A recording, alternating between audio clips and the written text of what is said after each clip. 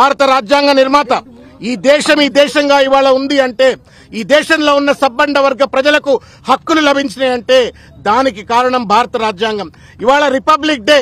ఈ republic day నాడు భారత రాజ్యాంగ నిర్మాతకే ఇంత అవమానం చేస్తా ఉంటే ఈ రాష్ట్రంలో ఉన్నటువంటి ఒక పేద మధ్య లేకపోతే బీసీలు ఎస్సీలు ఎస్టీలు అనగదొక్కబడ్డ వర్గ ప్రజలకు ఏ రకంగా రేవంత్ రెడ్డి ప్రభుత్వం వ్యవహరిస్తుందో అనేటువంటిది స్పష్టంగా కనబడతా ఉంది. There may not be a clear cut law విగ్రహాలకు దండలు వేయాలని చెప్పని, but it is a convention. ఇవాళ గాంధీ జయంతి నాడు గాంధీ విగ్రహాలకు దండలు వేసుకుంటాం.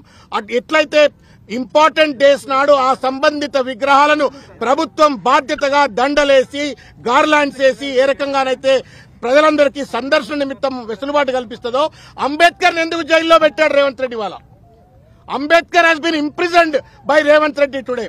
గేట్లకు తాళాలేసి కనీసం ఎవరు కూడా లోపలికి పోకుండా దండలేయకుండా నివాళులర్పించకుండా అంబేద్కర్ ని వాళ్ళ బందీ చేసినాడు, నిర్బంధానికి గురి చేసినాడు. ఈ నిర్బంధం అంబేద్కర్ కేసింది కాదు, మొత్తం తెలంగాణ సమాజానికి వేసినటువంటిది.